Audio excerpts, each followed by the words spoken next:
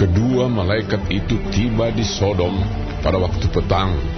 Lot sedang duduk di pintu gerbang Sodom, dan ketika melihat mereka, bangunlah ia menyongsong mereka, lalu sujud dengan mukanya sampai ke tanah, serta berkata, Tuhan, silakanlah singgah ke rumah hamba-Mu ini. Bermalamlah di sini dan basuhlah kakimu. Maka besok pagi, Tuhan boleh melanjutkan perjalanannya. Jawab mereka, Tidak, kami akan bermalam di tanah lapang. tetapi karena ia sangat mendesak mereka, singgahlah mereka dan masuk ke dalam rumahnya. Kemudian ia menyediakan hidangan bagi mereka. Ia membakar roti yang tidak beragi, lalu mereka makan. Tetapi sebelum mereka tidur, orang-orang lelaki dari kota Sodom itu, dari yang muda sampai yang tua, bahkan seluruh kota, tidak ada yang terkecuali, datang mengepung rumah itu. Mereka berseru kepada Lot, Di manakah orang-orang yang datang kepadamu malam ini? Bawalah mereka keluar kepada kami, supaya kami pakai mereka. Lalu keluarlah Lot menemui mereka ke depan pintu. Tetapi pintu ditutupnya di belakangnya, dan ia berkata, Saudara-saudaraku, janganlah kiranya berbuat jahat. Kamu tahu, aku mempunyai 2 orang anak perempuan yang belum pernah dijamah laki-laki. Baiklah mereka aku bawa keluar kepadamu. Perbuatlah kepada mereka seperti yang kamu pandang baik. Hanya jangan kamu apa-apakan orang-orang ini, sebab mereka memang datang untuk berlindung di dalam rumahku. tetapi mereka berkata, Hanyalah, lagi kata mereka, orang ini datang ke sini sebagai orang asing, dan dia mau menjadi hakim atas kita. Sekarang kami akan menganiaya engkau lebih daripada kedua orang itu. Lalu mereka mendesak orang itu, yaitu Lot, dengan keras, dan mereka mendekat untuk mendobrak pintu. Tetapi kedua orang itu mengulurkan tangannya, menarik Lot masuk ke dalam rumah, lalu menutup pintu.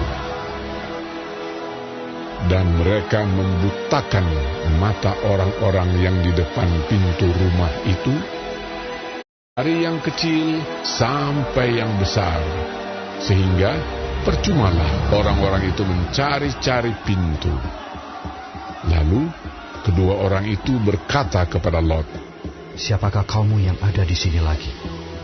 Menantu atau anakmu laki-laki? Anakmu perempuan? Atau siapa saja kamu di kota ini? Bawalah mereka keluar dari tempat ini, sebab kami akan memusnahkan tempat ini. Karena banyak keluh kesah orang tentang kota ini di hadapan Tuhan. Sebab itulah Tuhan mengutus kami untuk memusnahkannya. Keluarlah Lot, lalu berbicara dengan kedua bakal menantunya, yang akan kawin dengan kedua anaknya perempuan. Katanya, Bangunlah, keluarlah dari tempat ini, sebab Tuhan akan memusnahkan kota ini. tetapi ia dipandang oleh kedua bakal menantunya itu sebagai orang yang berolok-olok saja. Ketika fajar telah menyingsing, kedua malaikat itu mendesak Lot supaya bersegera. Katanya, Bangunlah, bawalah istrimu dan kedua anakmu yang ada di sini, supaya engkau jangan mati lenyap karena kedurjanaan kota ini. ketika ia berlambat-lambat, maka tangan istri dan tangan kedua anaknya dipegang oleh kedua orang itu, sebab Tuhan hendak mengasihani dia. Lalu kedua orang itu menuntunnya keluar kota dan melepaskannya di sana. Sesudah kedua orang itu menuntun mereka sampai keluar, berkatalah seorang, Larilah, selamatkanlah nyawamu. janganlah menoleh ke belakang, dan janganlah berhenti dimanapun juga di lembah Yordan.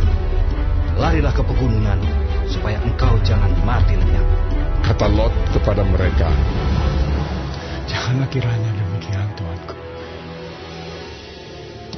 Sungguhlah hamba-Mu ini telah dikaruniai belas kasihan di hadapan-Mu. Dan Tuanku telah berbuat kemurahan besar kepadaku dengan memelihara hidupku.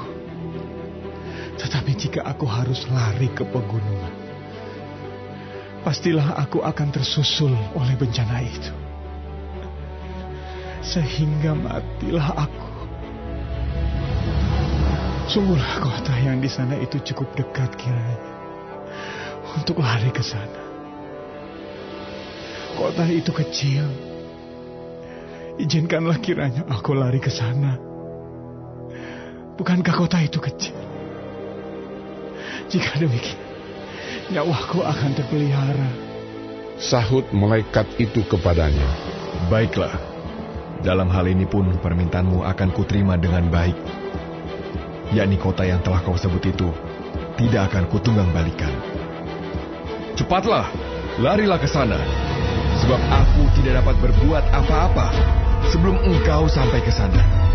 Itulah sebabnya nama kota itu disebut Zoar. Matahari telah terbit menyinari bumi ketika Lot tiba di Zoar. Kemudian Tuhan menurunkan hujan belerang dan api atas Sodom dan Gomora, berasal dari Tuhan dari langit.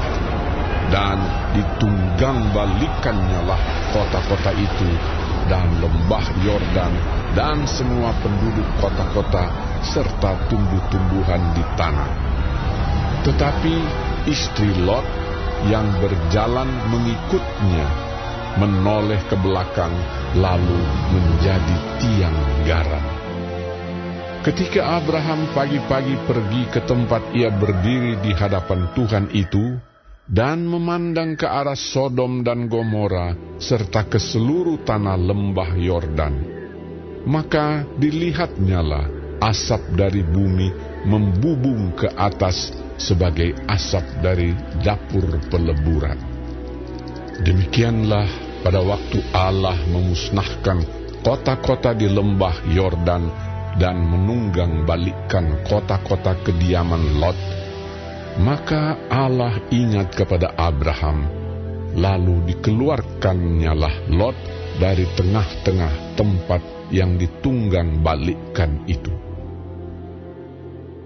Pergilah Lot dari Zoar, dan ia menetap bersama-sama dengan kedua anaknya perempuan di pegunungan, sebab ia tidak berani tinggal di Zoar.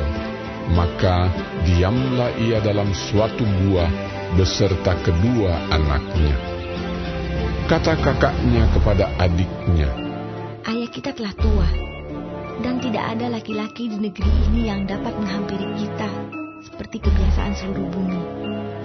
Marilah kita beri ayah kita minum anggur, lalu kita tidur dengan dia, supaya kita menyambung keturunan dari ayah kita. pada malam itu mereka memberi ayah mereka minum anggur, lalu masuklah yang lebih tua untuk tidur dengan ayahnya. Dan ayahnya itu tidak mengetahui ketika anaknya itu tidur dan ketika ia bangun.